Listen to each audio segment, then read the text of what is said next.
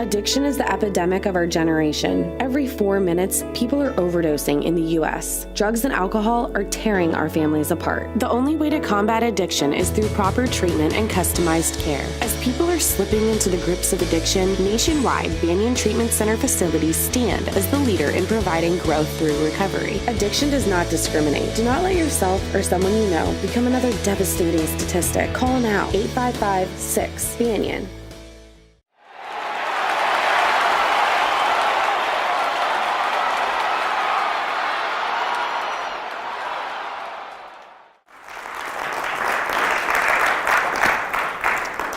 I can probably say hello and goodbye. I think Rob and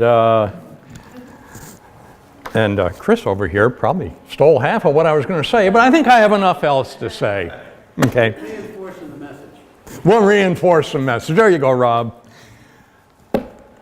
Well, first of all, I want to thank John for inviting me here tonight, and honesty.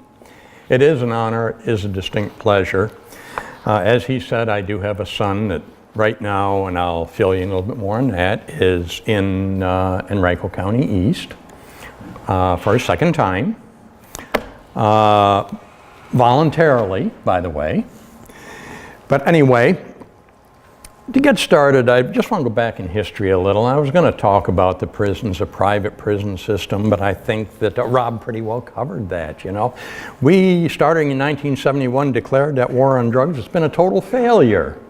And we developed what was known as a private prisons, private jails in the mid-1980s. The jails were all packed. They were scooping people up off the streets. The citizenry didn't want to build new jails. And so they got a brilliant idea. We'll build private jails and house them like hotels. And now what they have is a situation where they have to keep them full. 45% of their occupancy are drug cases, just like many of you in here, and my son. 76.9%, that's according to one study I saw, are recidivists. They keep coming back to the revolving door Rob talked about.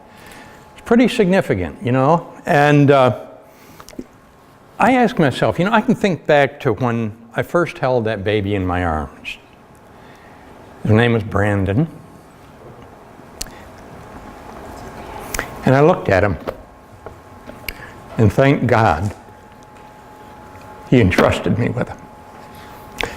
I never once thought he'd be a drug addict, but he is. So anyway, he grew up to be a normal boy. At the age of 3, we put him in preschool. At the age of 5 and a half, he was getting ready to go into kindergarten. He was 2 years ahead. He was almost testing out at a second grade level.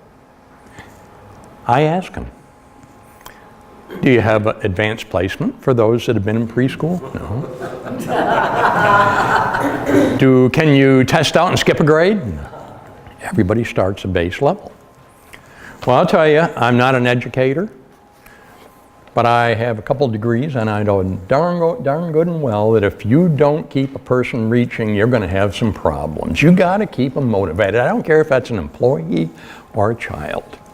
So I said, there's problems coming. Kindergarten, he did fine. Got down, social skills, great. Got into first grade. That's where they start to teach you to raise your hand quietly until the teacher calls upon you to answer the question.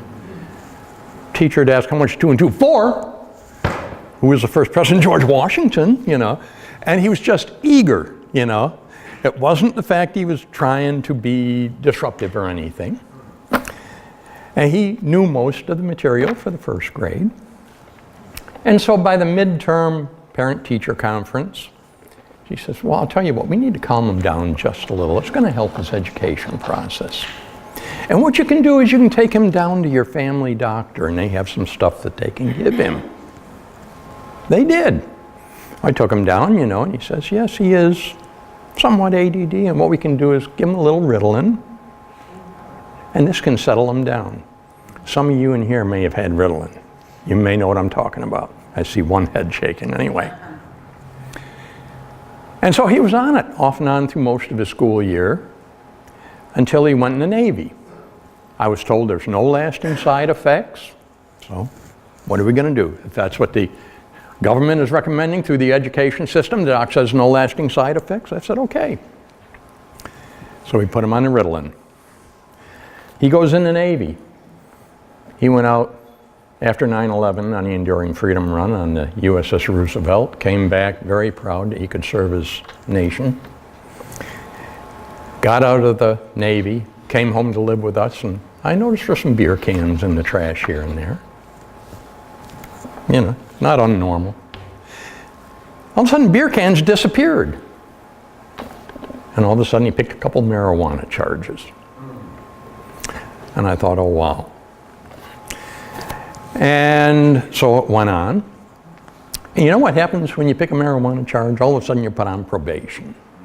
And I'm sure you all know very well that if you cigarette of marijuana, it's going to be in your system for a number of days.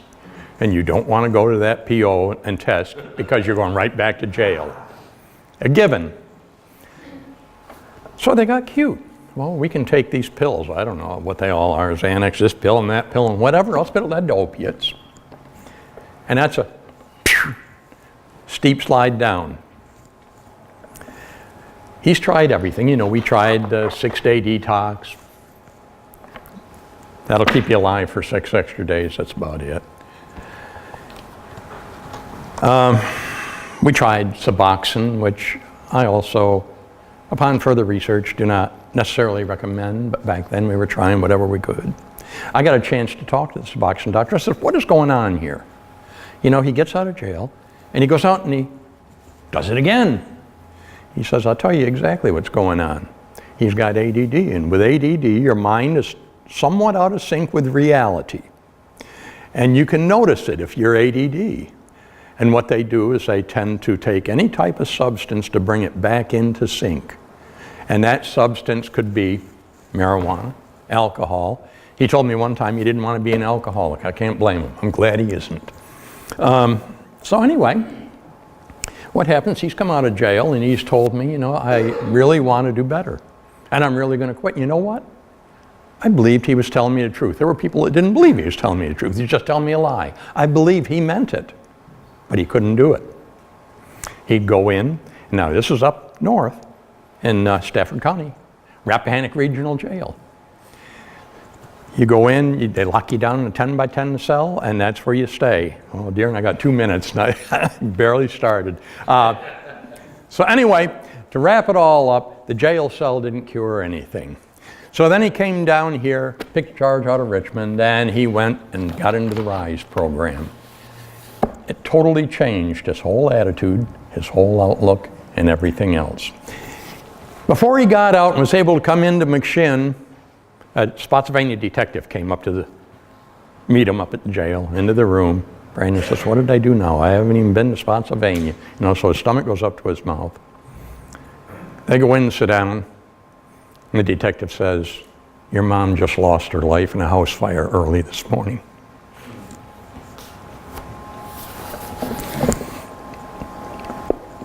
Pretty depressing. He got out, and he was fighting with a pretty heavy load. By that time, I'd retired to Florida. He lost his mother. And so anyway, as it would go, he relapsed under the pressure. And what do? They put you back in jail. Went in for another 2 years. They never look at why you relapse. It's just, and this is your, how many times you been here? Yeah, 8 times. I don't know if it was 8, I'm just saying. I think we'll put you in for 18 months this time rather than a year. You know what I'm talking about. So he wins. Spotsylvania called him back, put him in for another 6, so we had 2 years to go. So he came out recently. I worked up on the Shenandoah Mountain this summer, and I'm done in about 1 minute, I promise. Went up and worked on the Shenandoah at Skyland, if any of you are familiar with Shenandoah, and came down here early July. He got out. He finished picking the broccoli out of the broccoli fields down here at Jarrett, and came home. I helped him get into the truck, which I had saved for him. He got his job back. He got his license back. He got his housing here at McShin back. Everything was going great. I kept in touch with him pretty regular. And all of a sudden, even the PO, he was doing good with. And she discovered in the paperwork, Brandon, we didn't report this case from 2.5 years ago over here to Enrico, Caroline, or Spotsylvania. And they reported it. Enrico called him back, this 2.5 years ago. Now he's doing fantastic out here. He's testing. Caroline calls him back. What happens with his ADD and anxiety now? And how does he handle it? And that's where he is now. He went into, one more quick thing, I'm sorry. Went into Enrico East, where he is now in the RISE program. He'll be out and back here at McShin very quickly. And while he was in East, they never took him to his court hearing up in Caroline County. He told them, and Enrico West, he had it. They never conveyed the message. You know what appears out there in the court now? Fugitive. How do you think that looks if someone goes back and looks at your case record? Fugitive. I called a lady circuit court clerk up there. I said, he's not a fugitive, he's over here in Enrico. He said, never took him to court. Well, he's got it all solved. In fact, judge up there said we did a big misfavor, but he's still listed as fugitive out there. It's cleared. But if someone looks at that in a later date, if a judge ever gets a hold of her, any reason whatsoever, 10 years from now and sees you're a fugitive, you're not coming out. That is a terrible misjustice at the hands. They should get it right off of there, period. He was not a fugitive. It was their issue.